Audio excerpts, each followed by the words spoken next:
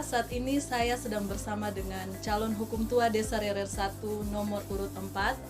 Sudah hadir di sini Bapak Yani Gerson Pandey. Ya, terima kasih. Apa kabar Bapak? Luar biasa. Puji Tuhan. Ditemani atau didampingi dengan istrinya yang tercinta Ibu Marlina Manimbage, Sarjana Pendidikan. Halo Ibu Marlina, apa kabar? Luar biasa sehat. Ya, puji Tuhan. Video kali ini merupakan podcast perdana di channel saya Whitney Whiteman WK. Karena sebelumnya memang sudah ada video di mana di video tersebut ada Bapak Yani Gerson Pandey yang memaparkan visi misinya. Kemudian di akhir video diberikan kesempatan bagi siapa saja yang ingin mengajukan pertanyaan terkait dengan visi misi tersebut dan juga terkait dengan pencalonan diri dari Bapak Yani sebagai hukum tua di Desa RR 1. Dan hasilnya memang videonya sangat menarik sehingga ada berbagai pertanyaan yang muncul. Ya, ada berbagai pertanyaan, namun kami merangkum ada 4 pertanyaan yang esensial yang akan dijawab di podcast ini. Baik, kita mulai dengan pertanyaan yang pertama, yaitu apa motivasi Bapak sehingga Bapak mencalonkan diri sebagai hukum tua di Desa RR 1? Terima kasih, pertanyaan yang sangat bagus dan luar biasa. Motivasi saya mencalonkan diri sebagai hukum tua yaitu ingin melayani dan bekerja untuk masyarakat. Sedangkan untuk mengembangkan potensi desa itu ada menurut saya itu ada dua poin penting buat saya, yaitu pertama, mengembangkan infrastruktur, dan yang kedua, mengembangkan pemberdayaan masyarakat. Mengembangkan infrastruktur yang pertama yaitu perbaikan jalan di perkebunan. Seperti kita ketahui, masyarakat Desa RR 1 itu mayoritas adalah petani. Jadi dengan kita memperbaiki jalan di perkebunan, otomatis mempermudah akses petani untuk menuju ke perkebunan. Dan itu juga tidak menutup kemungkinan dengan diperbaikinya jalan di perkebunan, kita bisa mengembangkan di bidang peternakan. Yang kedua, pembangunan di sekitar pemukiman. Karena seperti kita ketahui, aktivitas masyarakat itu banyak di pemukiman. Jadi di saat kita memperbaiki akses jalan di sekitar pemukiman, masyarakat lebih leluasa untuk menggunakan kendaraan baik itu roda 2 maupun roda 4. Dan yang ketiga, melanjutkan pembangunan kantor hukum tua. Karena kantor hukum tua adalah sarana vital untuk aktivitas pemerintah. Dengan dibangunnya kantor hukum tua, semua administrasi kepemerintahan desa difokuskan di kantor hukum tua. Sedangkan untuk pemberdayaan masyarakat, yaitu saya akan mengadakan pelatihan yang diperlukan masyarakat agar dapat meningkatkan kemampuan sumber daya manusia yang tujuannya yaitu menciptakan lapangan kerja yang baru untuk masyarakat sehingga berbagai potensi yang ada di desa dapat dikembangkan secara maksimal dan dapat menghasilkan pendapatan untuk perekonomian masyarakat. Ya, demikian tanggapan saya terkait pertanyaan yang diajukan tadi. Terima kasih. Baik sekali, untuk motivasinya sangat kuat saya dengar ya. Berarti memang Bapak Yani ini punya motivasi untuk membangun kampung kita Desa RR 1 untuk menjadi lebih baik lagi. Baiklah, kita lanjut ke pertanyaan selanjutnya, yaitu tentang transparansi di bidang pemerintahan. Apa yang ingin Bapak lakukan dalam 100 hari ke depan? Jadi baiklah, kata transparansi itu menurut istilah politik adalah politik keterbukaan dan tanggung jawab. Menurut pendapat saya, di zaman ini keterbukaan itu merupakan hal utama dalam sebuah komunitas, apalagi dalam organisasi pemerintahan. Agar dalam menjalankan roda pemerintahan tidak ada kecurigaan dari berbagai pihak, transparansi itu diperlukan agar integritas itu tetap terpelihara. Keterbukaan juga harus sejalan dengan tanggung jawab, yang artinya program yang dibuat berdampak untuk masyarakat, benar-benar dibuat dan dapat dipertanggungjawabkan dengan bukti yang valid dan bisa diaudit oleh semua masyarakat. Sedangkan untuk program 100 hari kerja saya yaitu yang pertama, melaksanakan musyawarah desa. Karena dengan kita melaksanakan musyawarah desa, kita dapat mendengarkan aspirasi dari masyarakat untuk membuat peraturan desa atau mengevaluasi peraturan desa. Dan yang kedua, mensosialisasikan perekrutan perangkat desa. Karena di sini perangkat desa saya akan gunakan dengan cara open recruitment. Karena seperti kita ketahui bersama, ini perangkat desa adalah alat kelengkapan dalam pemerintahan desa. Selanjutnya, bersama pemerintah yang terpilih, kami akan melaksanakan program yang sudah disusun dalam visi misi yang saya sudah paparkan. Terima kasih. Baik, jawaban yang sangat bagus sekali dari Bapak Yani. Sekarang kita berpindah ke pertanyaan selanjutnya, yaitu mengutip pernyataan seorang hebat, orang Rerer, almarhum Bapak Yosep Manueke, dalam khotbahnya pernah berkata bahwa Rerer ini bukan desa yang tertinggal, melainkan desa yang ditinggalkan. Nah, bagaimana pandangan Bapak terhadap hal tersebut? Terima kasih. Filosofi yang sangat bagus.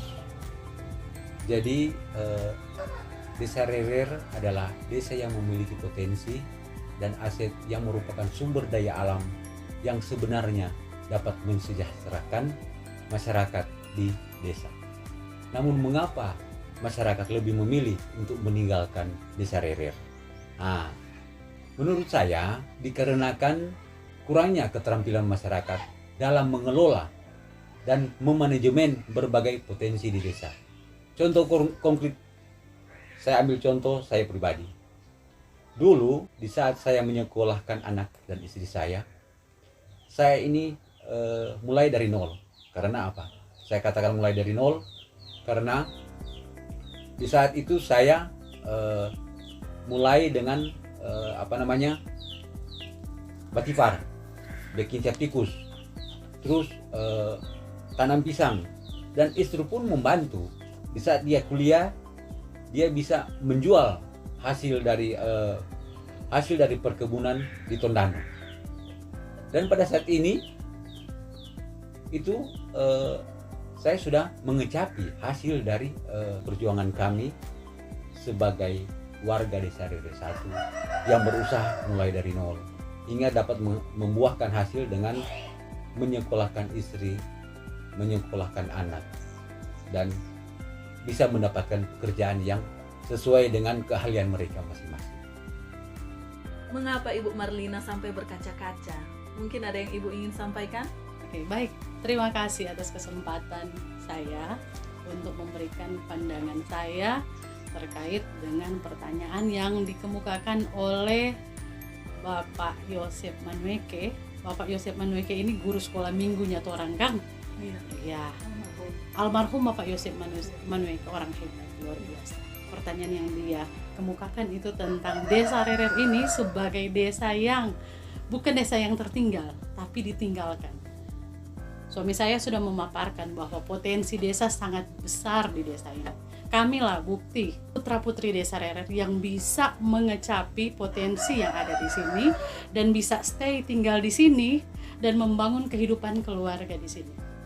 Dan kami dengan mengolah hasil yang ada di desa ini, kami boleh ada di kampung ini, tetap tinggal di sini, berusaha, berupaya dan membangun kehidupan keluarga, bahkan bisa berdampak ke masyarakat. Sehingga karena itu pula kami ada di sini sebagai calon hukum tua desa Rerer nomor 4 untuk suami saya. Ada juga satu poin yang ingin saya tambahkan. Ada orang Rerer yang meninggalkan desa ini karena memang sudah terbentuk, punya latar pendidikan yang baik dan diminta negara untuk bekerja di luar desa ini. Contohnya Ibu Whitney ini juga bekerja di luar Desa Rerer, saya juga bekerja di luar Desa Rerer, karena kami memenuhi panggilan negara untuk bertugas di tempat lain. Tapi kami selalu kembali ke sini dan berupaya memberikan apa yang kami dapatkan dari luar untuk membangun Desa Rerer tercinta. Jadi kami terbuka dengan perkembangan yang dari luar, hal-hal positif kami bawa di sini agar supaya bisa membangun kampung kita yang tercinta. Seperti itu mungkin yang bisa saya tambahkan. Wah, ini sangat menarik ya. Saya mendengar cerita yang luar biasa dan kebetulan saya juga menjadi saksi dari perjalanan dari Bapak Yani dan Ibu Marlin, kerjasama yang luar biasa antara suami istri sehingga dapat menghasilkan. Hasilnya Ibu Marlin sendiri sudah menjadi sarjana pendidikan dan bekerja di salah satu SMA ternama di Manado, SMA Negeri 9 Manado. Kemudian anak yang pertama, Didi sekarang juga seorang guru di salah satu sekolah internasional ya, di Makassar. Iya, di Makassar. Kemudian yang ketiga ada Feren, anak yang kedua, sekarang sedang menempuh pendidikan di Fakultas Ilmu Kedokteran di Unsrat. Ya, ini bukan perkara yang gampang, ini luar biasa, bukan main-main ya. Dan semua ini saya tambahkan adalah hasil dari potensi desa yang bisa menopang kehidupan keluarga. Ya, benar sekali. Jadi tidak ada alasan untuk meninggalkan Desa Rerer sebenarnya. Ya, jadi kita harus mengembangkan keterampilan kita untuk mengolah potensi desa yang besar ini. Iya. Betul ya? Seperti itu. Baik, kita langsung berpindah ke pertanyaan yang keempat. Ada satu isu yang membuat sebagian orang ragu memilih Bapak, yaitu Bapak ini kan bukan orang asli kampung Rerer. Nah, apa yang ingin Bapak sampaikan kepada masyarakat Rerer untuk meyakinkan mereka memilih Bapak? Saya bukan orang Rerer asli, itu benar. Saya menikah dengan seorang putri dari Desa Rerer pada 26 tahun yang lalu. Jadi, saya sudah kurang lebih 26 tahun saya hidup di Rerer. Kalau saya ada saat ini sebagai salah satu calon hukum tua di Desa Rerer 1, itu karena dorongan dari sebagian masyarakat sejak beberapa tahun lalu. Alasan mereka meminta saya untuk menjalurkan diri yaitu pertama, saya sudah mengadakan berbagai kegiatan untuk membantu masyarakat di Desa Rerer 1 seperti program pendidikan masyarakat dengan pelatihan pertukangan, anyaman, merangkai bunga, dan kuliner. Kedua, menurut mereka, pribadi saya secara personal, saya cocok menjadi pemimpin dilihat dari perilaku dalam kehidupan bermasyarakat, dalam memimpin dan mengayomi keluarga serta integritas atau kejujuran diri. Itulah yang akhirnya mendorong saya untuk menjalankan diri sebagai hukum tua, yakni memenuhi harapan masyarakat untuk membawa masyarakat Rerer 1 menjadi masyarakat yang mampu mah sawah-sawangan, kalau bahasa keren orang bilang berkolaborasi dan bergotong royong, berkebinekaan global yang artinya menghargai keberagaman serta kreatif dan inovatif. Wah, luar biasa. Kalau saya boleh tanggapi, saya jadi teringat dengan salah satu peribahasa yang mengatakan bahwa di mana bumi dipijak, di situ langit dijunjung. Kita kan sebagai warga Desa Rerer 1, kita tinggal di sini, kita mencari nafkah di sini. Marilah kita mencintai Desa Rerer ini, kita care, peduli dengan desa ini, merawat desa ini, dan mari sama-sama kita membangun desa kita yang tercinta. Jadi jangan lupa tanggal 31 ya. Tanggal 31 bulan Mei 2022, hari Selasa. Jangan golput. Mari gunakan hak pilih kita untuk menentukan masa depan kampung kita tercinta Desa Rerer 1. Baiklah, untuk menutup podcast kita hari ini, saya berikan kesempatan kepada Bapak Yani untuk memberikan closing statement atau pernyataan penutup.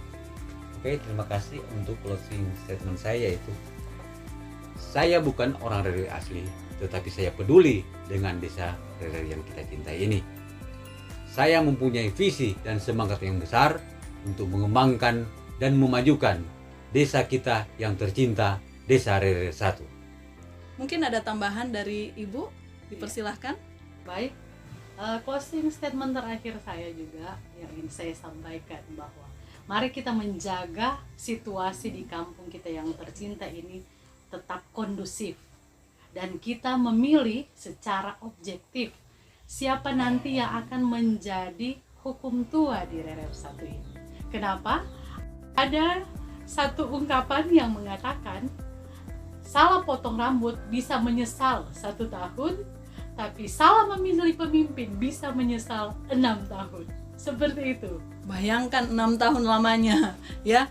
Dan bahkan salah memilih pasangan hidup bisa menyesal seumur hidup. Untuk itu, gunakan hak pilih kita sebaik mungkin.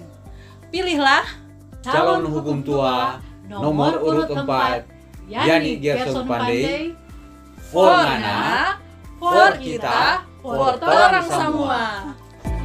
Terima kasih. Terima kasih.